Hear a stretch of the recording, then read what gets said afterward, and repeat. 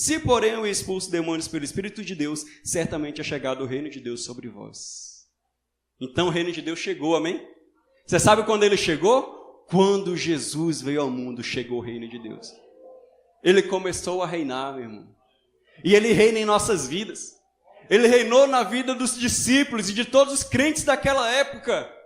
O reino de Deus foi inaugurado ali. E a gente começa a usufruir do reino de Deus já.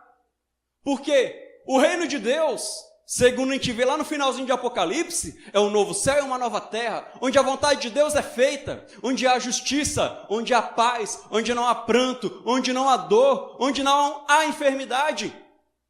E hoje a gente já tem uma amostra disso.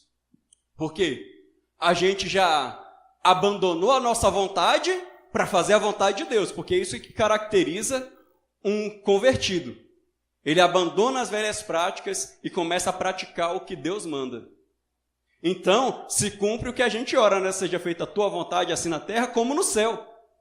Então, na terra a vontade de Deus já é feita nos crentes. Então, o reino de Deus já está em nós. A gente já começou a usufruir disso, porque nós somos o povo que faz a vontade de Deus, ao contrário das pessoas que não conhecem a Deus. A gente já usufrui de cura? Sim. Você nunca viu uma pessoa que foi curada?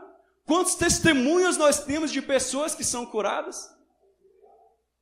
Porque as pessoas podem ser curadas no nome de Jesus? É porque no reino de Deus não há enfermidade.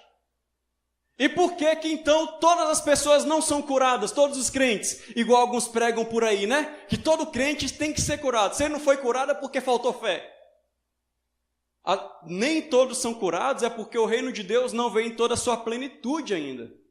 Isso só vai cumprir totalmente no novo céu e nova terra, porque a gente ainda morre. Todo mundo que é curado, um dia morre, e provavelmente até de outra doença. Não é? É verdade? É isso, irmãos, é a realidade, irmãos. É normal, a gente ainda morre, a gente ainda fica enfermo, é isso mesmo. Mas a gente já começa a ver, Deus vai mostrando para a gente que o reino dele já chegou, curando uns e outros, cura uns e outros não. Por exemplo, o apóstolo Paulo, ele curou muitas pessoas em nome de Jesus. Mas quando Paulo ficou doente, ele pediu 3 vezes e não foi curado. E aí? Será que todo mundo vai ser curado? Mas ele morreu na esperança de um dia nunca mais ter dor.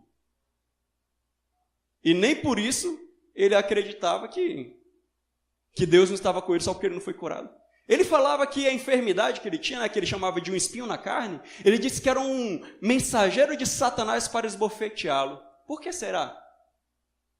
Eu acredito que esses mensageiros de Satanás para esbofeteá-lo eram as pessoas usadas pelo diabo que falavam: uai, Paulo, você não curou um monte de gente? Por que você está doente, Paulo? Quantos você curou? Você não ressuscitou o Eutico? Por que você está doente, Paulo? É Satanás batendo na cara dele. Vai, Paulo, dá resposta, Paulo. Você vai continuar na tua fé, Paulo? Abandona esse Deus, Paulo, porque ele não está te honrando, Paulo. E o Paulo, o que é que ele fazia?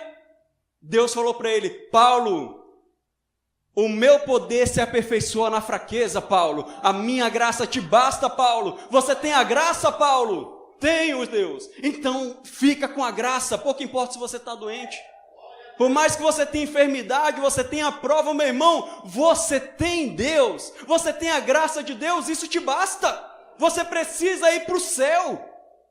Você precisa participar do reino de Deus. É isso que você precisa. Jesus, ele pediu 3 vezes ao Pai. E agora não estou falando de Paulo, estou falando do próprio Deus, o Filho de Deus, Jesus Cristo, pediu 3 vezes: Pai, se for possível, passa de mim este cálice. E Deus falou que não para ele. Se Deus fala não para Jesus, por que não pode falar não para você, meu irmão? Ou você é melhor do que Jesus? Ou nós somos melhor que Jesus? Jamais. E ele enfrentou o Calvário, porque Jesus falou: mas seja feita a tua vontade e não a minha.